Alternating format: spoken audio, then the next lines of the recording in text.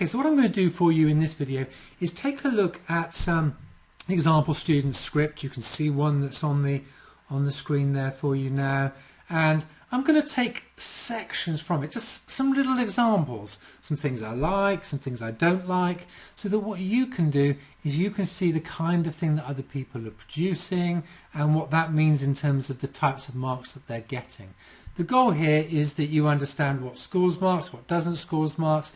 It will give you an idea of what you can do to improve. So you can look at things like the one that's on the screen here and think, okay, how would that be improved? And therefore, what do you need to do? What do you need to avoid? You can also look then at your own mocks to help decide if you're falling into similar traps. So let's get straight on with the one that's on the screen here then. So this was a section of a script.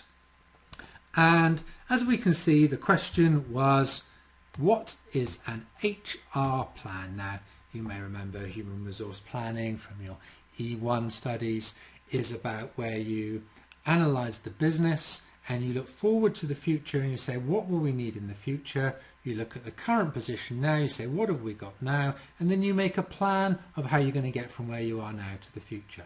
Okay? And you do that in terms of things like all your skills, the different roles that people will have, and when it comes to the plan, you're planning out things like recruitment and training and recruitment and so on. Okay, so that's basically what an HR plan is. That's my very quick description for you. Let's see what the students got here then. So an HR plan is the process of looking at the organisational structure. Okay. Now the organisational structure may come into an HR plan. So what you may do is you may then plan who is in what roles within the structure as it stands. So that's not wrong. I wouldn't normally include that in my description, but it's not wrong. I suppose it would be more of a follow-on point, that once you look to the future, you would then define the whole structure and who sits within the different roles. So it's okay. So in the process of looking at the organisational structure, employee remuneration, employee training, and recruitment 3 to 5 years forward looking. Okay, so I think a half mark is a fair point here. This is someone that has got a vague idea what an HR plan is, but what they haven't done is they haven't really hit the nail on the head. Okay, so they haven't gone, right, it's 3 to 5 years in the future. That's fine, yes, but it's about who will we need with what skills in 3 to 5 years in the future. And then who do we need? What have we got now? And then fill in the gap. So they haven't actually got the real details of what an HR plan is. One thing that the examiner keeps on talking about with students is the theoretical knowledge just not being there. Now, to be fair, she actually says the E1 knowledge is normally pretty good. It's normally P1 and F1, which is less good. But this is showing for me it's really a very poor description of what that is. The marker gave it a half mark, and I think it's got a kind of it's enough there for a half mark, but certainly no more. It's not a brilliant half mark. I'm even almost tempted not to give it a half mark, but it's probably okay. Okay, let's carry on. By looking at the organisational structure, we can ensure each location, area and function has enough people to operate effectively. Okay, now that's a nice statement. Okay, again, it's not really precise, but it's not bad at all. This is where we fell down in the sun cream incident. Aha! Now, really like this. And this is where a lot of people are falling down, which is they are stating something without relating it back to the scenario. And so this student is relating it back to the scenario, and that's going to get good credit.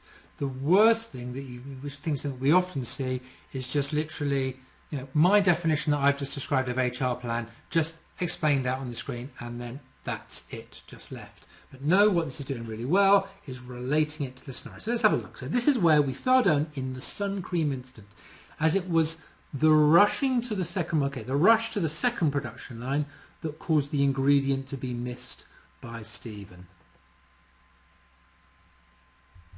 I think my initial reaction to that line is it's not really great English. I'm not quite sure how rushing to the second production, they mean setting up second production line too early. I don't know how that relates to an ingredient being missed. That doesn't sound very HR-like, but let's carry on. In the future, by developing an HR plan, we can ensure we have enough people on each of the production lines so staff can focus on the task at hand, avoiding any further ingredient mishaps. Okay, so actually that's a nice description. That's saying how the HR plan solves an issue that we've had.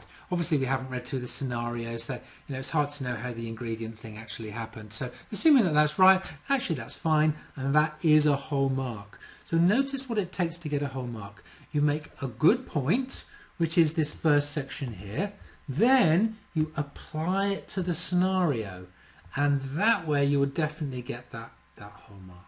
Okay, so let's just have a look at another section then. So Stephen also mentioned in his report that several employees have recently left to look for greener pastures. So by looking at employee remuneration, we should be able to retain employees in the future by bringing our pay offering in line with the market. Okay, so I kind of agree with that. Now, one thing that you need to do, and I say I kind of agree with it, but half mark is all I can give it. Again, the marker has got this right here when this was marked. The question is, how is this relating to the question asked? What is an HR plan? Okay, so I'd probably rephrase it like this. One key element of an HR plan is ensuring that employee remuneration is at the right level to both attract and retain staff. Recently, a number of employees, this bit here, several employees have recently left to look for greener pastures. By analysing the remuneration in relation with the market, which is what this here, the pay levels can be set at a level that will both retain and attract those staff, avoiding problems like this in the future. And you see, what we've gone, firstly, I've rephrased it in a way which gets to the heart of the point. It relates it to the question. And the question is, what is an HR plan? So I've related every point, and you really must try and do this. So the next thing we might say is the next element of an HR plan. Okay, in fact, actually, when we look at the next section, training is another area that the HR plan will look at. Okay, so actually phrase it in the context of the question, which this paragraph doesn't do. And that's why that's only half a mark. But what I do like actually is relating it to the scenario. So that element of it is good. So training is another area. We'll do just a little bit more. Okay, training is another area that the HR plan will look at. It sounds as if training for the sun cream was fairly rushed. So this is something we need to address in the future so all employees fully understand the process and responsibility of adding ingredients does not rely on certain individuals. Training is also a vital part of employees buying into a new product, which makes this even more important. So I think the first thing I would change about this is up here.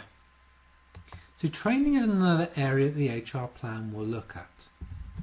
So I want to answer the question how. So kind of what does it do? What do we? So therefore, I think that therefore defining a plan for training is required to ensure that the organisation's needs in the future for skills of staff match the needs of the business. Okay, so what we're actually doing is explaining how training relates to the HR plan. What the student has made the mistake is not fully explaining that fully, but then jumping straight into the application. Now, I do really want to encourage you to apply things.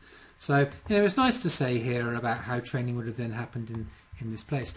I think this particular student could have got a lot more out of this. This only got given half a mark.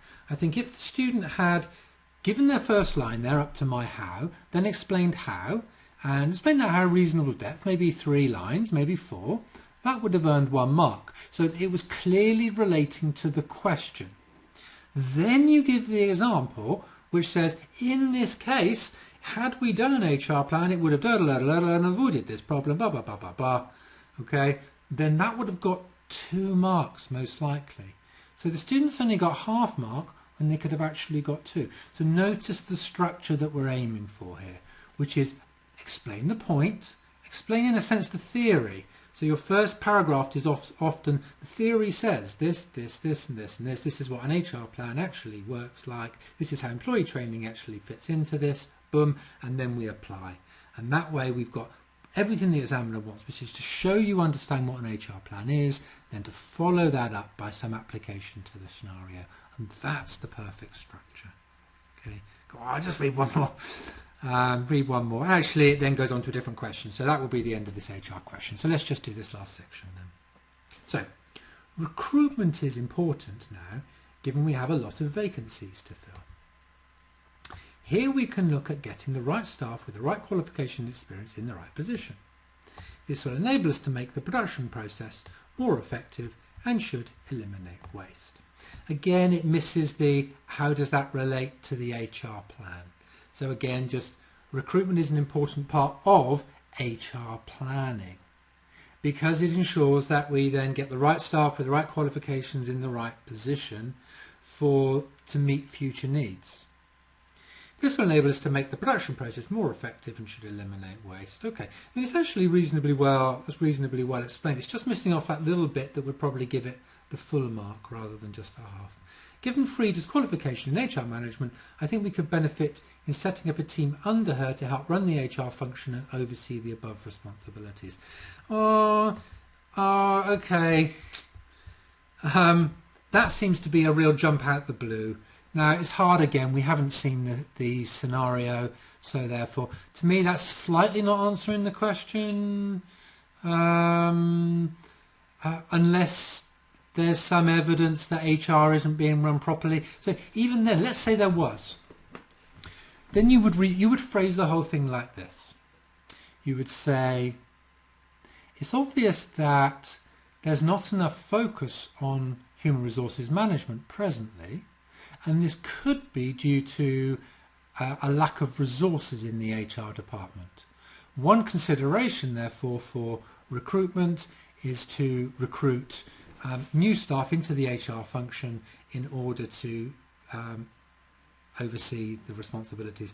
So again, what I'm trying to do there is I'm trying to get the point and phrase everything in the relationship of the HR plan. The question is, what is an HR plan? And then I'm phrasing it in that context. And so that's really important. In fact, that's I think my overriding point from this section, which is phrase everything in the context of the question, which is, what is an HR plan? Okay, this section is a reasonable length. There could have been more written. That would have got more marks as well.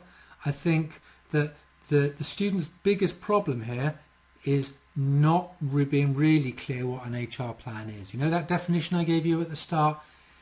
There's no analysis of where the business is at the moment, and also what the things are that we are looking for in terms of the skills of staff, the numbers of staff in all the different departments. There's no focus on doing that in the future, or even linking through the HR plan through to an overall business strategy. So we need to look at where the business is going, how the business is going to change, and then look forward to the future, to those future needs. And so therefore everything following that lacks. Also the fact it just focuses on two subheadings of employee training and recruitment, and it forgets other elements of the HR plan as well. So it's got there's a bit of stuff on remuneration, training and recruitment. These are three important elements, but you know they've missed off other elements that would have just gained some marks too. So a little lack of technical knowledge has let this person down, combined with the way it's been written, and had it been written properly, it would have got really a lot more marks. Okay, let's move on to a different student script, okay, where we can see some different issues coming out. Okay, so here we have a different student script then, and this particular question, actually what's quite nice is the students kind of told us what the question is. It's actually quite nice to do this, actually. I definitely encourage you to do this. So notice that the way the students set this up. Based on the feedback that we've had from recent interviews with our production staff, lack of employee motivation may be due to the following reasons. Now, it could be worded better, maybe due to, maybe caused by these reasons, or maybe caused by the following things. Something like that would be a better way of doing it. But notice the problem here. and that is that each of the points lacks detail. And in fact, the marker, when they marked it, they put this comment in. This is more like an extraction of data from the case. So what the student has done is gone through the case and pulled out these 6 reasons. Now, in your accountancy exams, that kind of extraction of data does not score very many marks. Okay, it is not what the examiners are wanting from you is not to look through the pre-seen, look through the unseen and say it's this bit, this bit, this bit, this bit, this bit and pull them out. That's not the thing that's getting marks. They want the analysis of that. Okay, so let's say the first one, being fined for failures to reach production targets. So the question that we must therefore ask at this point is why? And the question is why is that affecting their motivation? So we could follow up and say that, well, while a fine might be seen as something that the staff want to avoid, when they do get fined, they're likely to feel upset, demoralised, particularly if this is happening regularly, and particularly if failure to hit production targets is not under their control, of which they feel like they're not being paid for reasons out of their control. So therefore we've got an explanation that tells us why that might be. Then a lack of staff canteen or communal relaxation area is the next one. Okay, so we can therefore say in effect how that helps. By staff being able to have time away in a different environment to relax and chat, when they go back to work they're likely to feel refreshed, work and be more productive. So it's just that extra layer of information that is why is that causing motivation problems and that causing motivation problems and that causing motivation problems. Now this would have been much better, again as the marker has said here, by structuring it around one of our motivational models. So the marker has suggested Hertzberg, and actually I would go along with Hertzberg.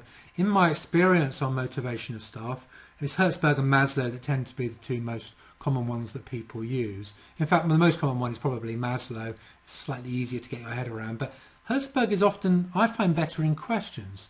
And Hertzberg is this kind of 2-factor theory, the idea that actually people can be demotivated by hygiene factors, and they can be motivated by these positive motivators. Okay? And so you would say that something like noise pollution and lack of canteen is not something that's going to positively motivate you, but it's going to avoid dissatisfaction. That's what Hertzberg would say. In fact, Hertzberg would also say that job instability would also be a hygiene factor as well. Whereas Hertzberg would turn around and say that things such as career development and employee benefits would be positive motivators, things that people will work harder towards. And in fact, there's an opportunity here then to set the whole question up with, according to Frederick Hertzberg, there are these 2 factors. You explain both the factors. Then you explain some of the typical things that come into those factors. Then you say, in this case, the following 3 things would be hygiene factors, and therefore we need to overcome those to avoid people being demotivated. And then the following 2 things, that's employee benefits and career development at the bottom, would be seen as motivating factors that if we include those, people will be positively motivated towards. And you've taken a small section and you've now just got, you've got many, many more marks. I mean, you could probably expand. It depends on the marking scheme in this section, but you could probably expand it up to 7 or 8 marks. I have to be honest, the marker in this particular case gave this 3 marks. That's very generous. I think if I was marking this, having just pulled things out, I wouldn't have given it more than a mark. And that's because I think, we know that the examiner is looking for analysis, and there's no analysis there. Okay, and yet that's the thing the examiner keeps on telling us. I need more application to the scenario. I need more analysis of points. And so, lots of marks could have been gained. And I think that I don't think it would have been 3 in the real exam if I'm being really honest in that particular case. Okay. What we do see as we go on is that the student here is then going to propose some recommendations. And actually, when it comes to the recommendations, we now see that they've been explained in a lot more detail. And it's through that depth that the marker is definitely able to say, yep, there's a clear point, 1 mark. There's another clear point, 1 mark. There's another clear point, 1 mark. Okay. First thing I'd say about that, looking as a whole, don't go reading it at the moment, because we'll have a read of a couple of them in a second, is what I'd like to see, and the examiner has said that she would like to see, is headings on each of these on each of these points. And don't think that you're wasting time by doing this. In actual fact, my experience is that there have been times when I've just reading the information, I can read it through, and at times I think, well, I'm not really sure, not quite sure exactly what that means, but because it's a heading, it's saying, oh yeah, no, I see, because I can see what the heading's getting at, and I know the heading's a fair point, and yeah, I can see that what they're getting at. Without the heading, I wouldn't have actually known what the point was. Okay. The other good thing with the heading is that you make sure that this point is different from this point, which is different from this point, so that you're making sure you've got very, very clearly different points that the heading's got. So please put those headings in there. Please don't think that you're wasting time by putting headings in. It really focuses what you write as well, because each of your sections is focused on answering what's in that heading. Okay. Okay, so the marker like this one, well explained point. Let's have a look. So first of all, we're looking at here, let me remind ourselves, recommendations. Okay, so we're looking at some of these points here and we're saying, how can we resolve some of these things?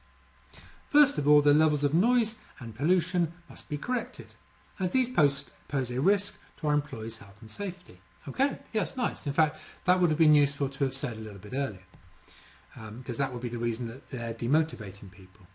We must provide our staff with a safe working environment. Okay, fine. Actually, why?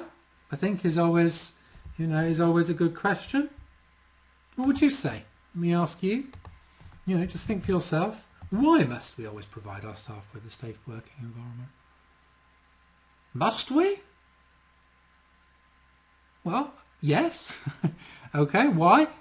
Legal reasons. Okay. There are certain health and safety rules. They'll vary depending on where you are in the world, but there certainly are, wherever you go, there will be some health and safety rules. But it's also about ethics, rights and wrongs. It's just right, and we are an ethical company. But we don't know all the companies in the scenarios are ethical, but what CIMA want you to do, CIMA always want you to take the higher ethical ground.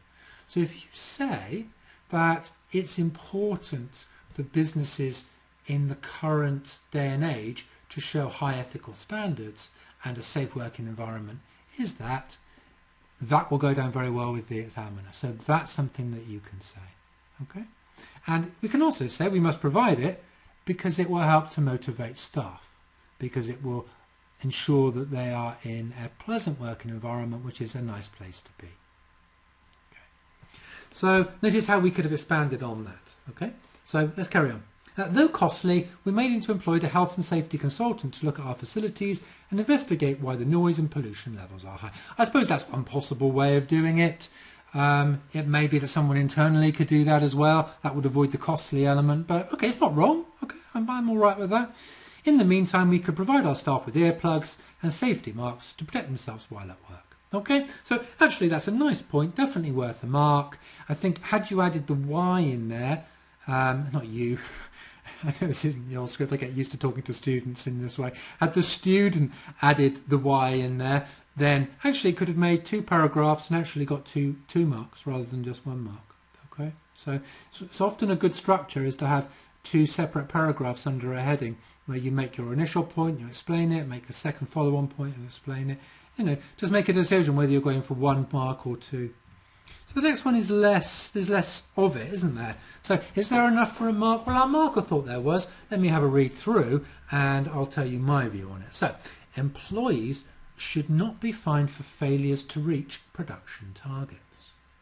We must look at why targets have not been reached. This could be due to lack of staff, shortage of skills, and hence the need for more training equipment failure. Okay, so I'm going to write the word why in. Where do you think I'm going to write the word why? Let me give you a second. Can you see where I might put the word why in? It's just here. One of the key things when I'm reviewing student scripts is that word why. I seem to be able to put in time and time and time again. It's that people make statements without justifying those statements. Employees should not be fined for failures to reach production. Well, why? Who's to say they shouldn't? Who are you? Some kind of absolute guru in motivation to tell me, no, you're not. No, you're a lower ranking management accountant. You know, what do you know about motivation after all?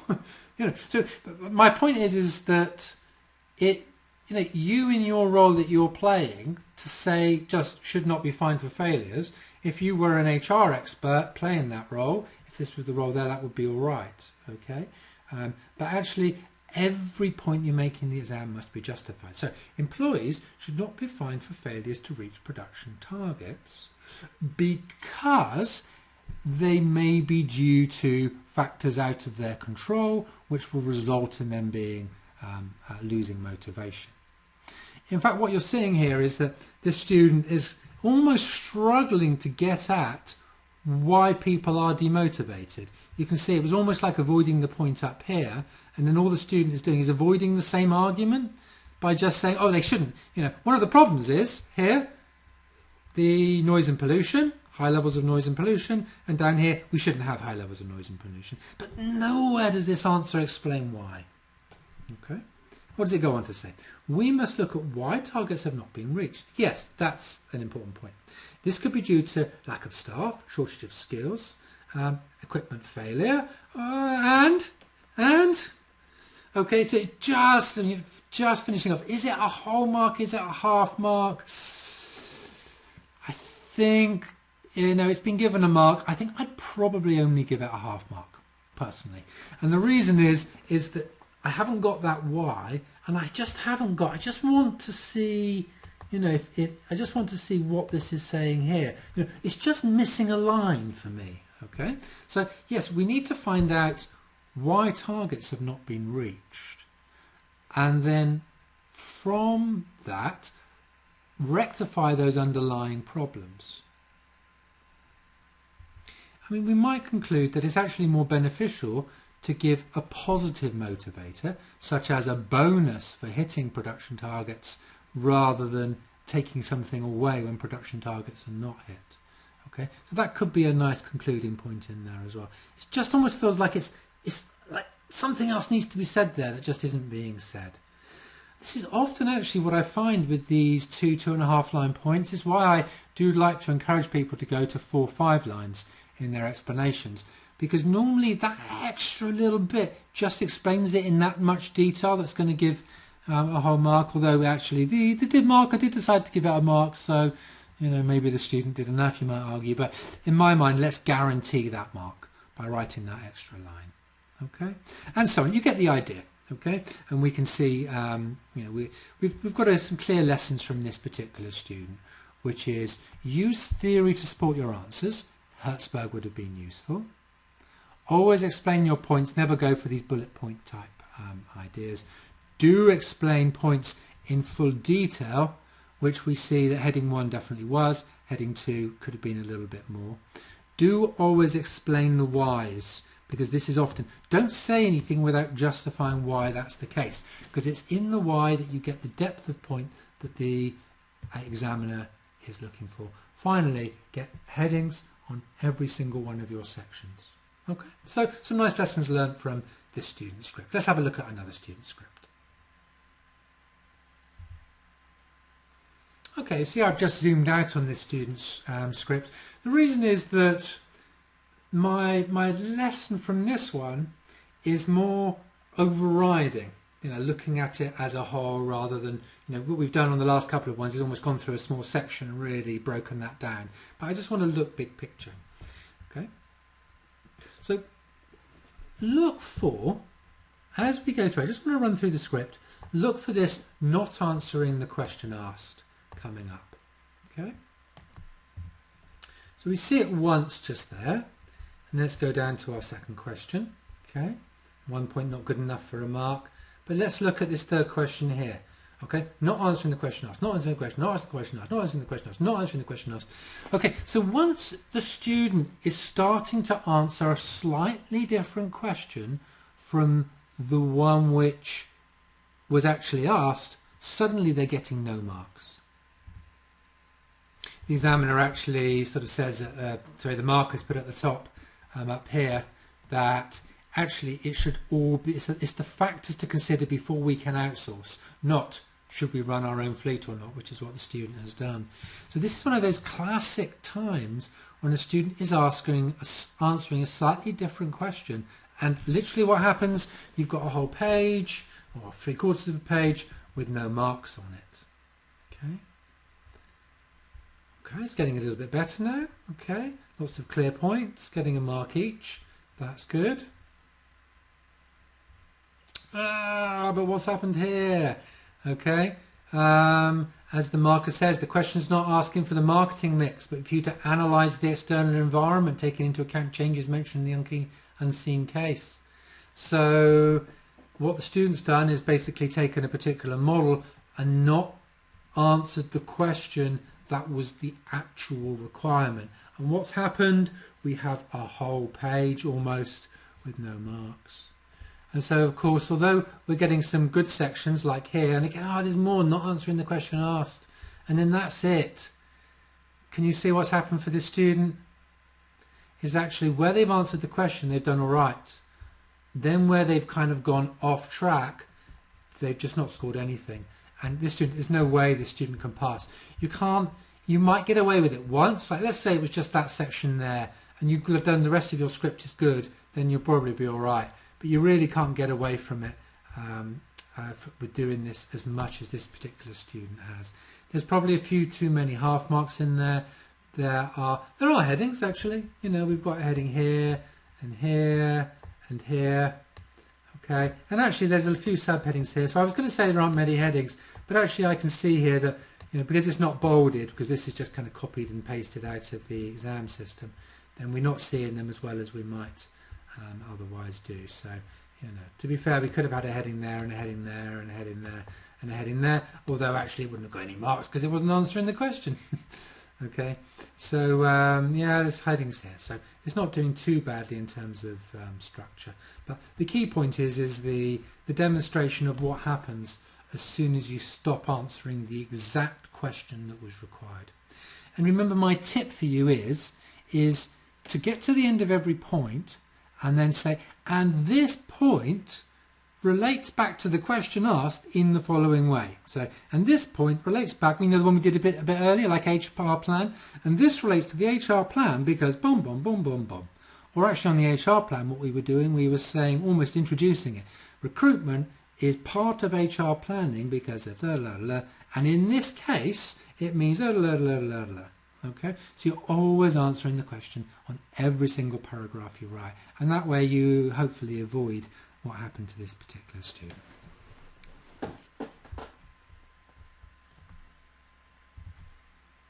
Okay, so here's another script.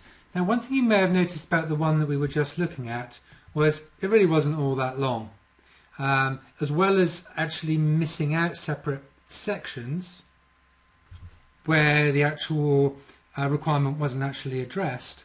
It just wasn't that many pages long, so it might have even struggled to pass with all those sections done.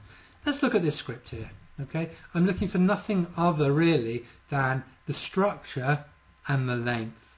Notice the length of paragraphs is generally about 4 lines. There's a few short ones, okay, here and here.